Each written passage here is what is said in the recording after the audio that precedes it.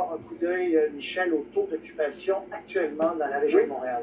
Moyenne d'à peu près 140-138 %. Donc, il y a des cas extrêmes. Aujourd'hui, l'hôpital Santa Cabrini, 232 %.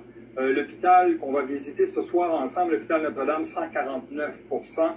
Et ça va comme ça, tout l'hiver, ça a oscillé dans les moyennes de 140-150 % de taux d'occupation, ce qui est élevé. Si vous étiez avec nous hier, vous avez vu, puis on ne vous apprenait pas donc la nouvelle, les urgences débordent. On vous faisait vivre des moments, et surtout nos urgentologues qui vous expliquaient à quel point c'est difficile de changer les choses, d'améliorer les choses dans les urgences. Attention à 6 heures, s'il vous plaît. 10 heures ce matin, le taux d'occupation de l'urgence de l'Institut dépasse les 140 % et il n'est pas rare de le voir atteindre 300 %. Les infirmières de l'hôpital du Surroi lancent un véritable appel à l'aide. L'urgence est sursaturée. On parle en fait d'un taux d'occupation de 300 %. Le personnel exténué a peur de commettre, vous allez voir, des erreurs. Si vous allez à l'urgence d'un hôpital, vous vous attendez à y passer 16 ou 17 heures en moyenne, et parfois même plus. Les urgences de l'hôpital Sainte-Justine, l'hôpital Montréal pour enfants débordent en ce moment. La majorité des enfants donc, qui s'y présentent actuellement souffrent de différents symptômes grippaux, bénins, gastro-entérites également, de la fièvre. Jusqu'à présent, on semblait avoir été épargné au Québec par le virus de la grippe, mais pour les enfants, c'est tout autre. On vous parlait hier de la situation problématique de l'urgence de l'hôpital de Saint-Eustache. Mélanie, ce n'est malheureusement pas le seul établissement à devoir composer avec une urgence qui déborde. Si le taux d'occupation des urgences de Montréal est assez stable en ce moment, Pierre, je vous dirais que sur la rive nord de Montréal, il y a une tendance particulière. Si ça débordait moins à Saint-Eustache aujourd'hui, c'était le cas à Pierre-le-Gardeur. Et il y a quelque temps, c'était à la Cité de la Santé de Laval. Donc, vraiment, il y a un taux d'occupation beaucoup plus élevé que la moyenne en ce moment, notamment à Pierre-le-Gardeur. Des urgences d'hôpitaux pédiatriques qui débordent. On constate que la saison de la grippe frappe fort en ce moment, en pleine période des fêtes.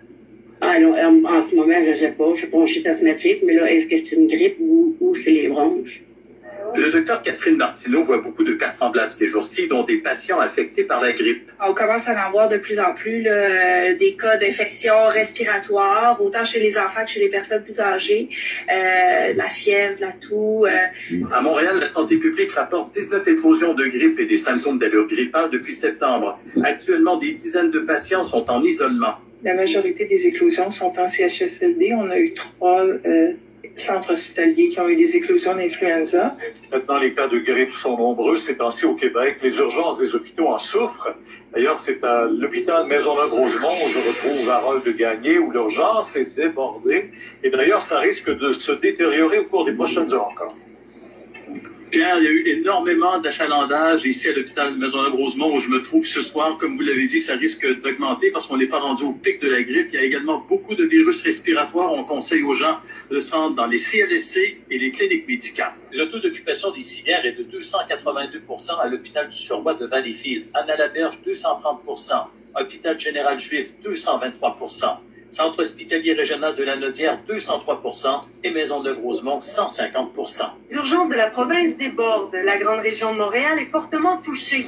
Dans certains cas, on parle de temps d'attente de 24 heures et plus. Le Parti québécois dévoile que le taux d'occupation des civières dépasse les 100 %. Hier matin, quand on regardait, il y avait 43 hôpitaux qui débordaient leurs 100 % d'attente de civières qu'ils avaient disponibles. À Saint-Hyacinthe, le taux frôle les 200 % avec 192 %. 158 pour l'hôpital de Montréal pour enfants. 153 à Terrebonne. 151 pour l'hôpital Pierre-Boucher à Longueuil et 131 % à l'hôpital régional de Saint-Jérôme. Ça fait 11 heures que j'étais en attente depuis 4h30 matin. De la patience, il en faut. Les urgences de la province débordent. Le constat est particulièrement frappant à Montréal. Ça dépasse les 200 % dans au moins 2 hôpitaux. À Québec aussi, le taux d'occupation des civières frôle le 200 % à Saint-François d'Assise, à l'Hôtel-Dieu et à l'Enfant Jésus. En Estrie, c'est l'hôpital Fleurimont qui est le plus achalandé. En Mauricie, au centre hospitalier régional de Trois-Rivières, 142 %. Et où ça déborde le plus, c'est dans la Nodière et en Montérégie. Les urgences devraient être encore sous pression pendant quelques semaines. Le pic de la grippe arrive en janvier, selon les spécialistes. Une fois encore, les urgences font le plein. La grippe continue de monopoliser les services hospitaliers et cette année, c'est bien pire que l'an passé. Puis dans les 4 dernières semaines, on oscille entre 1800 et 2000 cas par semaine. Donc presque le double de la plus grosse semaine de l'an dernier. Depuis octobre dernier, ces grippes n'ont cessé de gagner du terrain partout au Canada. Même propagation aux États-Unis. 49 États sont maintenant touchés. Tout comme au Royaume-Uni, les morts s'y comptent par centaines et les décès sont très rapides. Carlos Occhipenti, 12 ans, a été frappé par une fièvre de 39,5. Il est mort 2 jours plus tard dans les bras de sa mère, Brenda. La souche la plus virulente cette année, donc le H3N2, c'est la même souche que la grippe de Hong Kong qui avait tué en 1968 1 million de personnes. Et chaque fois que cette souche refait son apparition, la force du vaccin contre la grippe est plutôt faible. Cette année, son efficacité en moyenne ne serait que de 30% seulement.